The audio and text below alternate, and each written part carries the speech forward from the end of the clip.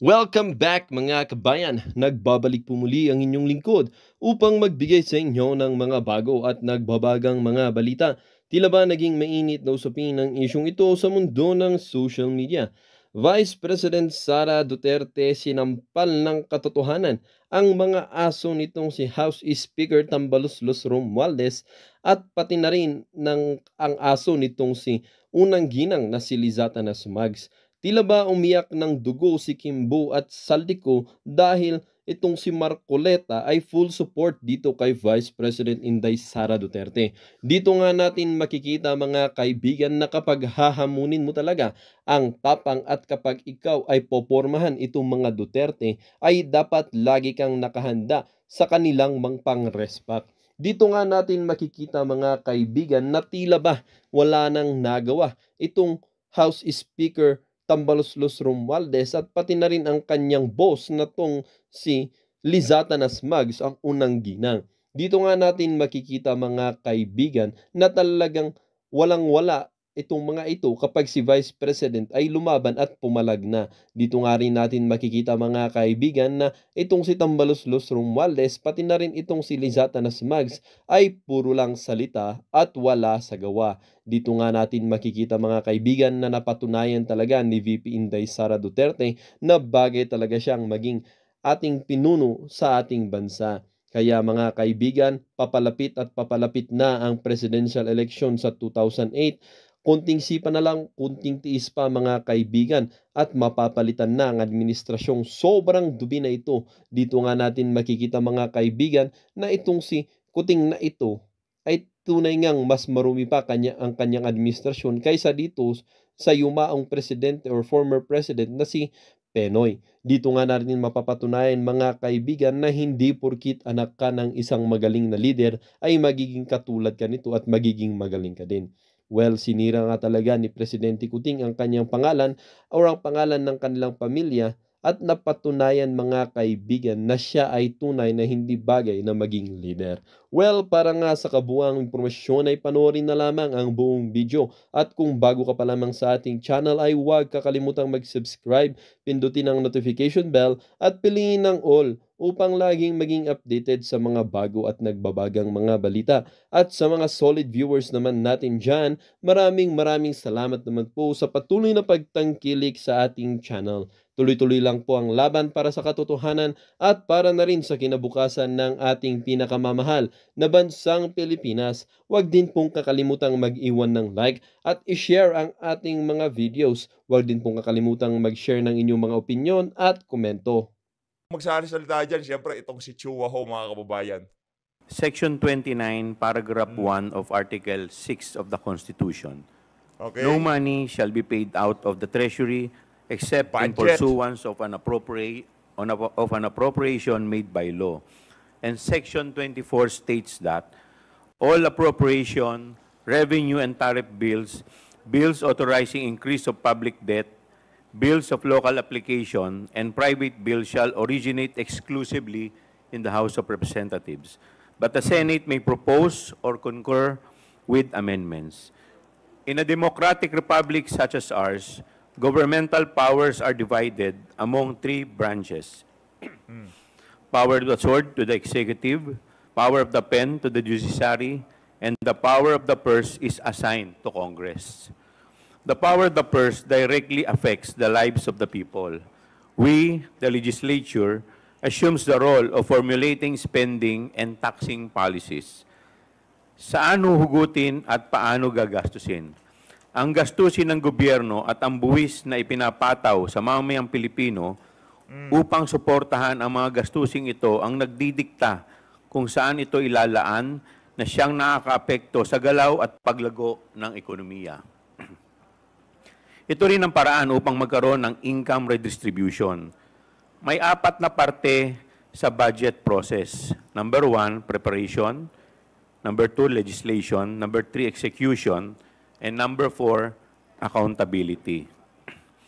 Habang ang ehekutibo ang naghahanda ng budget, tayo sa Kongreso ang nagbabalangkas ng batas ng budget.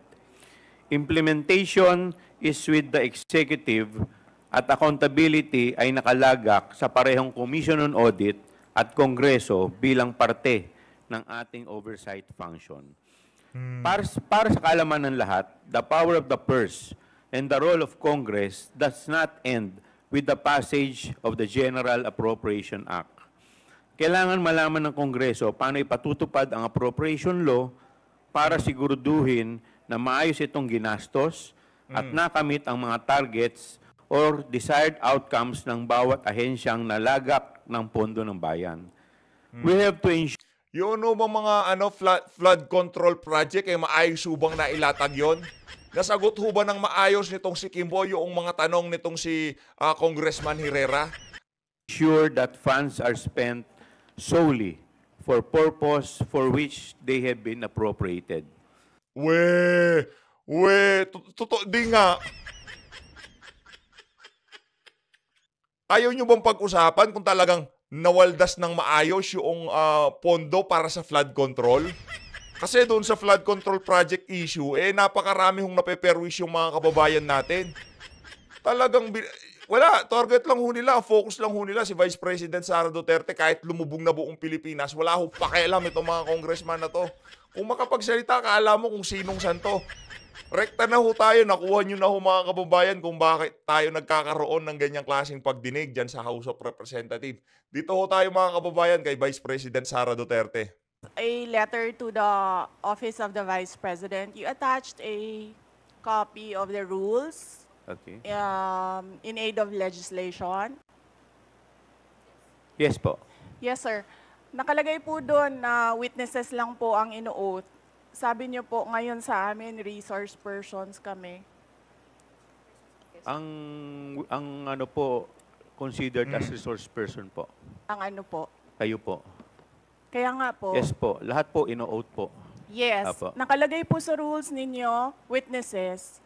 Nakalagay po dito ngayon sa table, resource persons. Lahat po considered as resource person and witness. Lahat po naman kayo, lahat resource person pa eh. Wala pa naman po tayong tinatawag na, lahat po considered as resource di ka person makasagot. pa lang po. Right. Opo. Ang nasa rules ninyo, witnesses lang po ang nag-o-oath. Wala po kayong rules sa resource persons.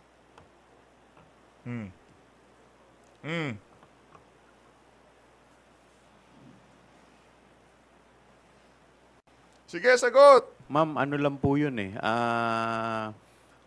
Yung term lang po yun eh. Pero considered as resource person din po kayo eh. Yes, sir. Opo. Resource persons nga po Kayo nakalagay witness dito. din po at saka resource person po. Naku. Hindi niyo po sinabi na witness ako. Sinabi niyo po dito ngayon, resource persons. Ang nakalagay po sa rules ninyo, witness. Comsec, ano po yung pinadala po ninyo? Yun pong rules in aid of legislation.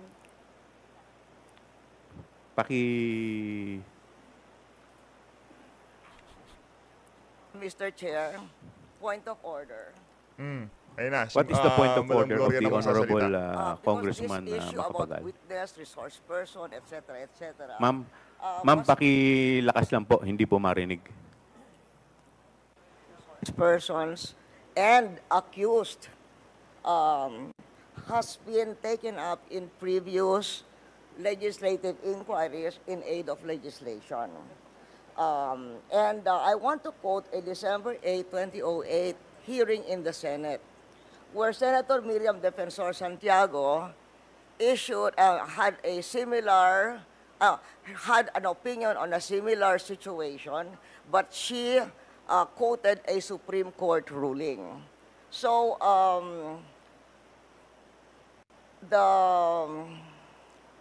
the Constitution provides that no person shall be compelled to be a witness against himself. The Supreme Court has repeatedly emphasized that there is a difference between a mere witness and the accused. And it can appear from statements and privileged speeches that there is that a person who is the subject matter of an adverse privileged speech is not a mere witness or a mere person of interest, meaning a suspect. she is in fact accused of what seems to be a criminal case for violation of certain criminal laws, including malversation of public funds. And there is a case quoted in 2007, Standard Chartered Bank versus the Committee on Banks, where the court repeated the rule that an accused occupies a different tier of protection from an ordinary witness.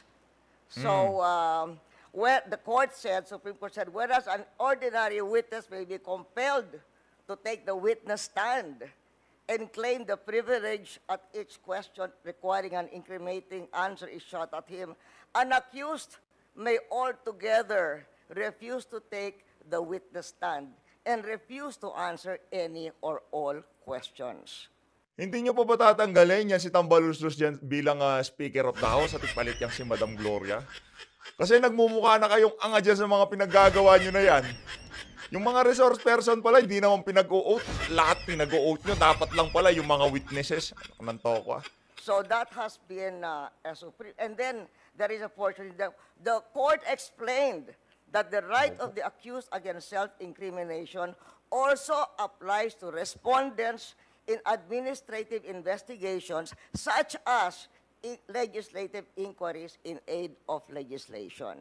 So that is the point of order I am raising, and there is a Supreme Court ruling to this effect. Thank you, Mr. Supreme Court ruling With ha. that, the chair declares 1 minute suspension. Recess. Naku po. Naku po, nagsuspindi itong si Chua. Hanap kayo ng abogado. Hanap ka, wag mong tinuturo si VP Sara. Hanap kayong abogado. Anong turo-turo dyan?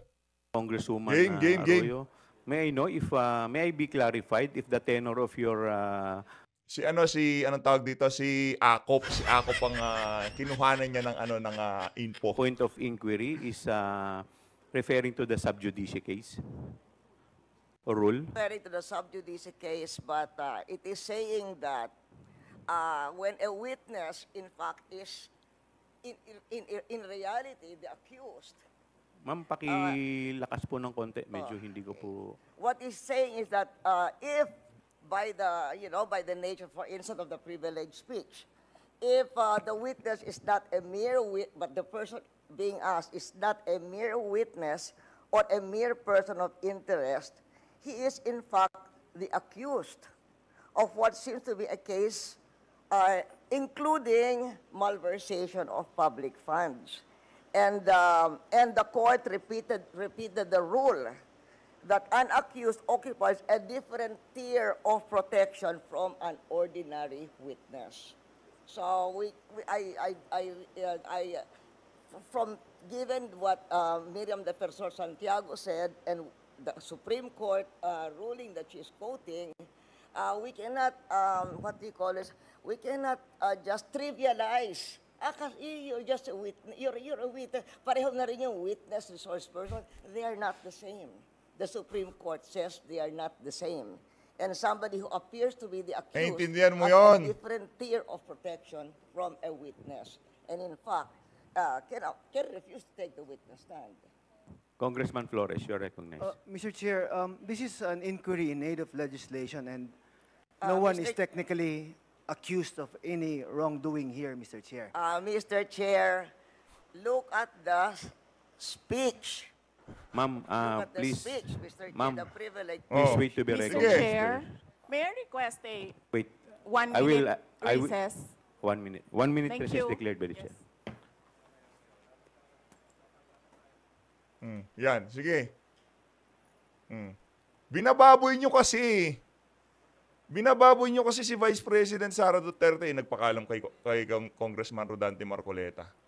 Gusto nyo kasi, di pa kasi nag-uumpisa yung di pa ho kasi nag-uumpisa yung hearing, kababuyan ng mga pinagsasabi nyo. Yan ang problema dyan sa inyo sa House of Representatives.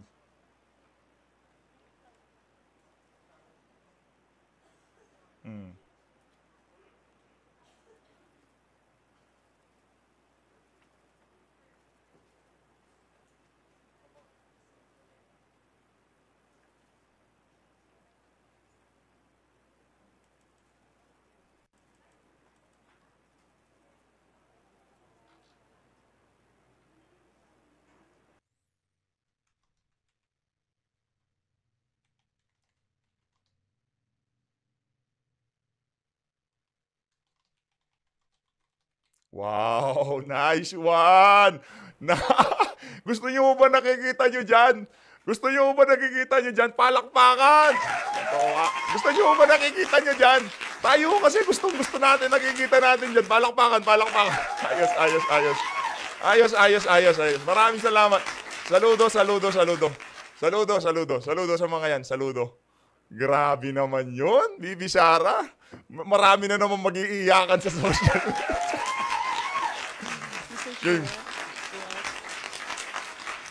Mr. Chair. Session resumes. Mr. Chair, may I speak? You will be given the opportunity later, Okay. Madam Vice President. In any event, the point of the Honorable Arroyo is well taken, but we will proceed to the oath taking. If the Vice President refuse to take her oath, we will respect that.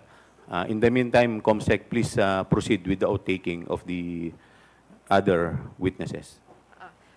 To all the other witnesses.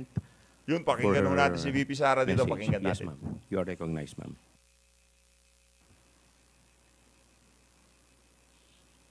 A message, sir, or my statement regarding the point of order? Message? Mga kababayan, ladies and gentlemen, assalamualaikum, warakmatullahi wa barakatuh. Madayaw, mayong adlaw, kaninyong tanan. Magandang araw sa inyong lahat.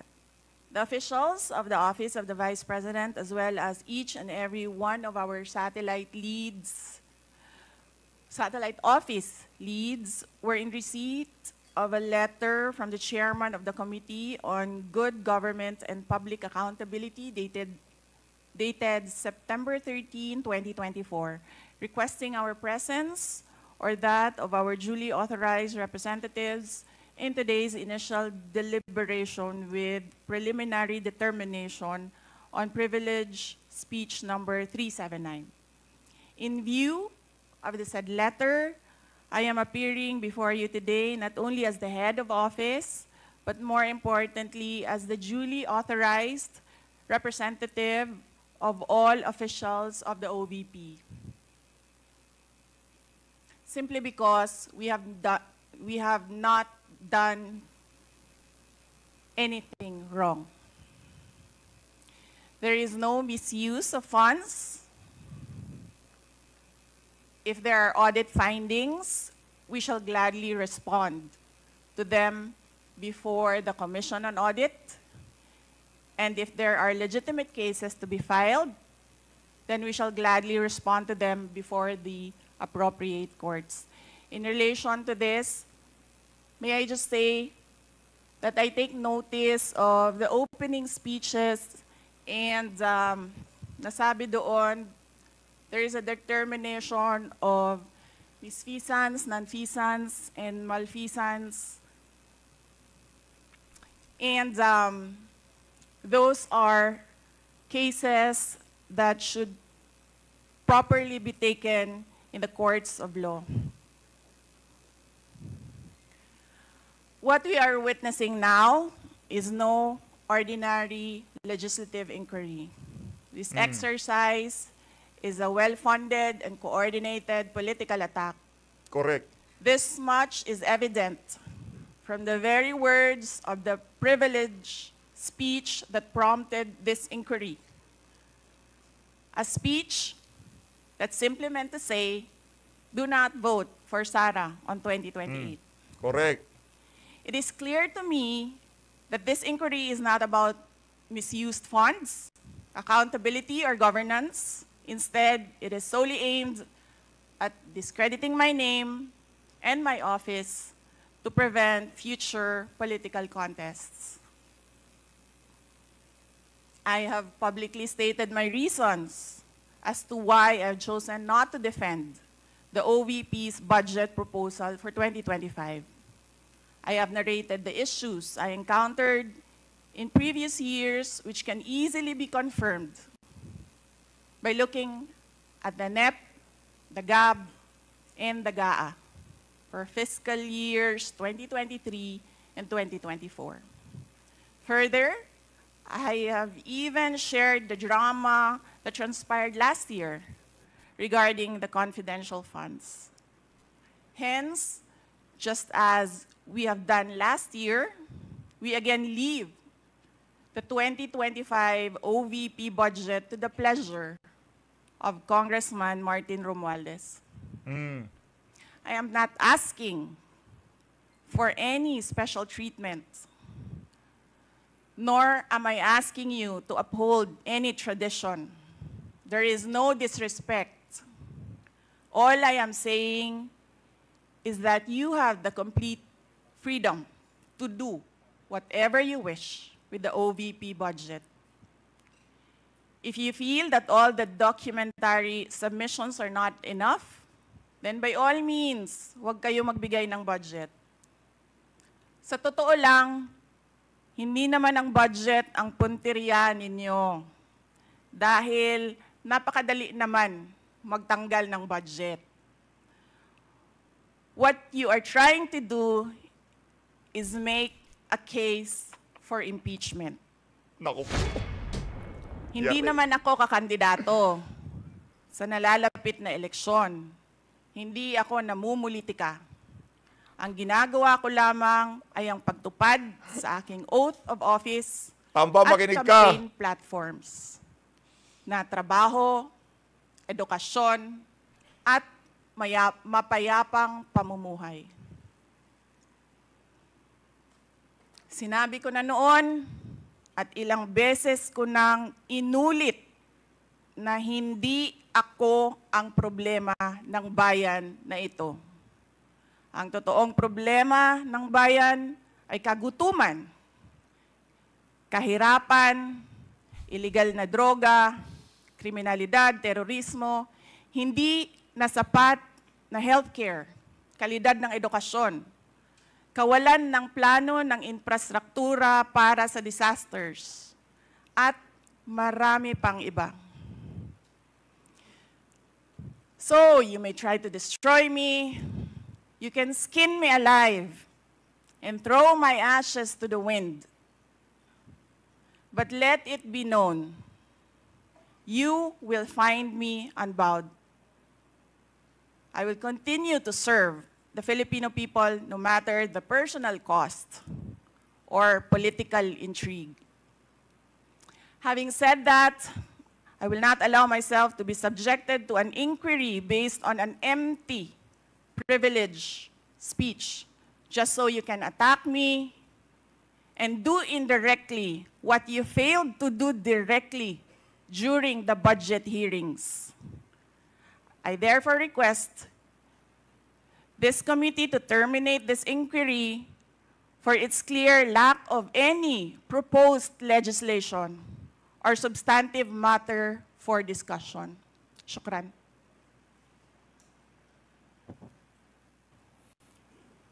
The committee cannot rule on that because the committee already took cognizance of this privilege speech. Anyway, we will now proceed. Next, we will recognize the representative from COA, Kung Dante muna, kung Dante game. ay Congressman Marcoleta. May I please raise a parliamentary inquiry? What is your parliamentary inquiry? Thank you, Mr. Chair. Mahalunas The ang rules bayan of ng the Pilipino yung committee- mama na yan. Says that this committee only acquires jurisdiction on matters of nonfeasance, misfeasance, malfeasance. And under Section 2, Mr. Chair of the Rules, there should be a prior determination whether or not these malfeasance, nonfeasance, and misfeasance are directly or specifically relating to the persons charged of this. Has this committee made a prior determination of this? And if so, when did it happen? And where is the order specifying that the committee has just reached Mga a prior bangag yan, determination? advance mag-isip. This is very important, Mr. Chair, because the rules also says that after determining or making a prior determination, this committee will set an order, and that is the only way that this committee acquire jurisdiction over the person's subject matter of this inquiry. And that particular order of prior determination will set out the parameters. If I can make a comparison, Mr. Chair, in regular court, it is called pre-trial order, where the parameters of the inquiry, the presentation of evidence or explanations or allegations are limited to that set of stipulation. So considering, Mr. Chair, and I assume that there is no prior determination, I do not think how we can start the meeting today because we are supposed to observe the rules. I am referring to Section 2 of the rules of this committee, Mr. Chair. Thank you. Thank you. To answer that, Congressman Marcoleta, we have already ruled on the preliminary determination a while ago. Medyo na-late na po kayo. Now, with respect to your inquiry, that if we can proceed with this, considering that this is an investigation of malfeasance, misfeasance, and non-feasance, let me walk you through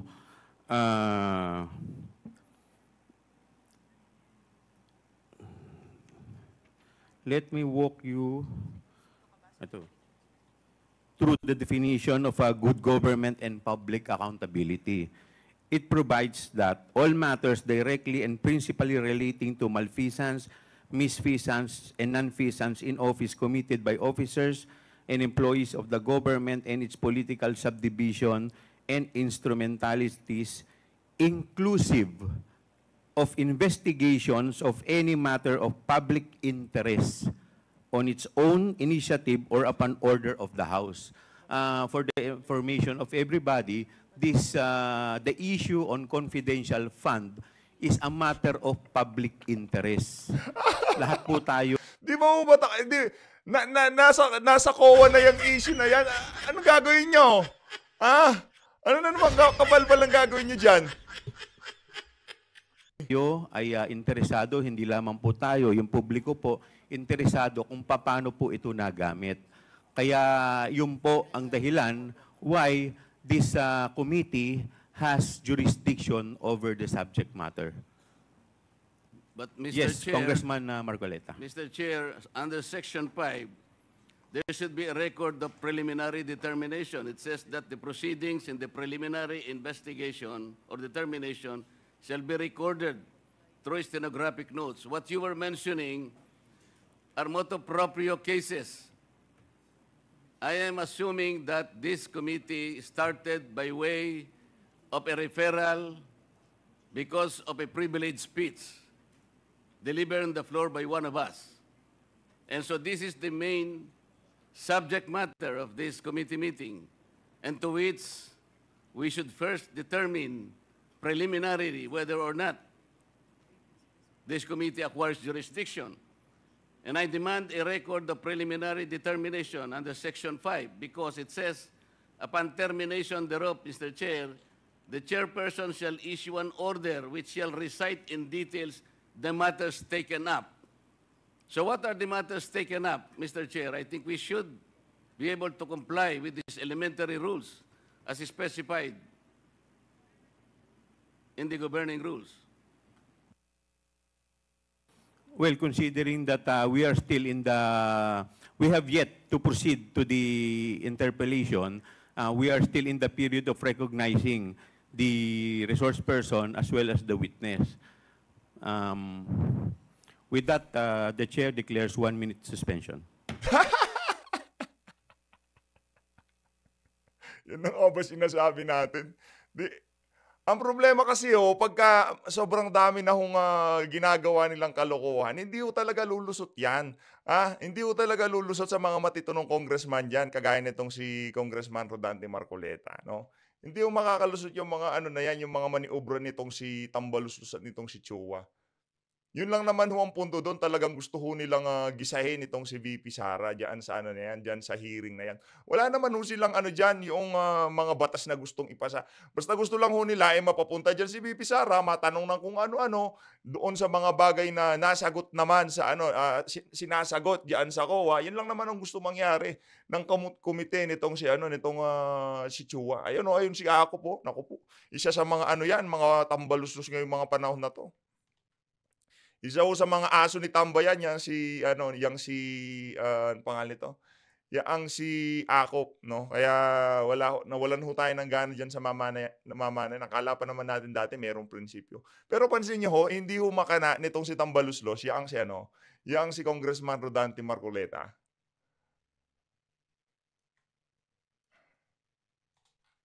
Hindi humakana nitong si ano, nitong si Tambaluslos, itong si Congressman Rodante Marcoleta at itong si PGMA. Ako ito lang sa tingin ko